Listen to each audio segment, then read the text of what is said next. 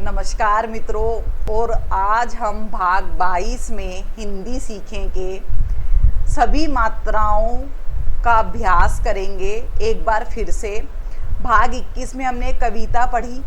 कविता को, पाठ को, कहानी को भी पढ़ने का एक बिल्कुल डिफरेंट तरीका होता है, बिल्कुल नया अंदाज होता है पढ़ने का। हम कविता को पूरे सुर, लय, ताल की तरह पढ़ते हैं, जैसे हम कोई गीत गुनगुनाते हैं। लेकिन जबकि पाठ और कहानी हो गई, ये हम ऐसे नहीं पढ़ते।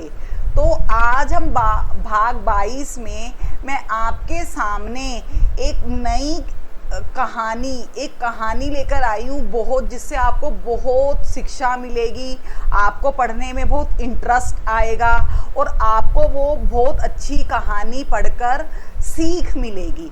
तो आप मेरे साथ पढ़ेंगे।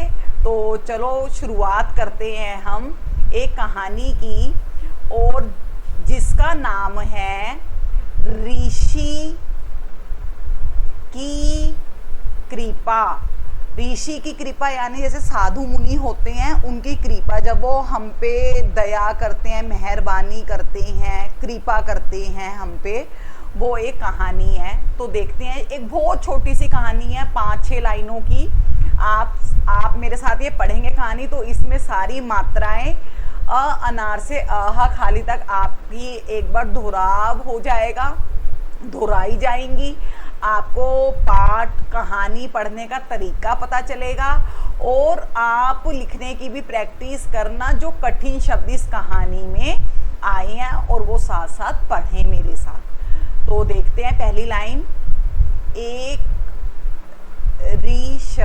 ऋषि थे, वे सब पर कृपा करते थे।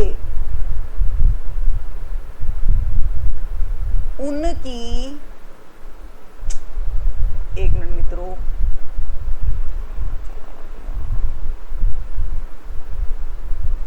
उनकी कुटिया के पास एक कृषक अपने खेत में काम कर रहा था।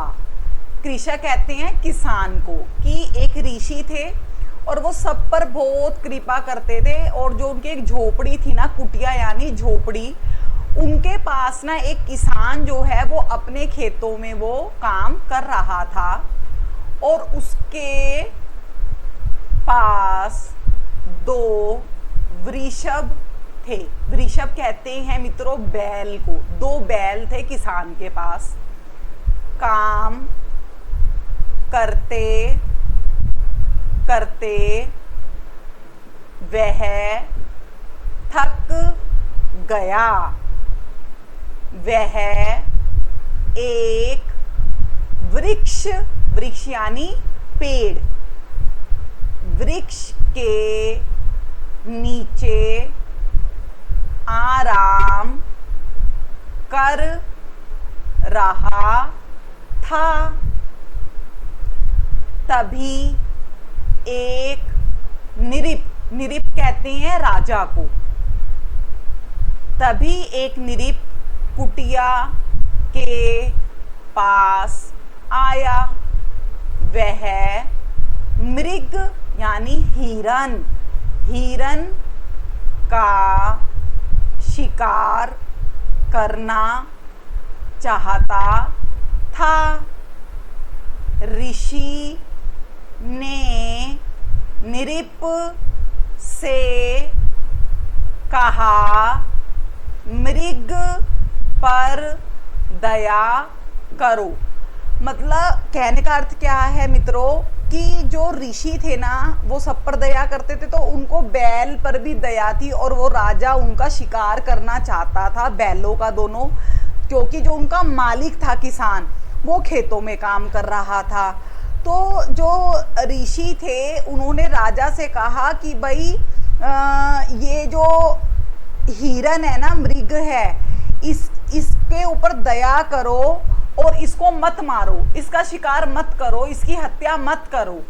नृप चला गया, मृग बच गया। और राजा ने ऋषि की बात मान ली और मृग को छोड़ दिया, जिससे मृग की जान बच गई।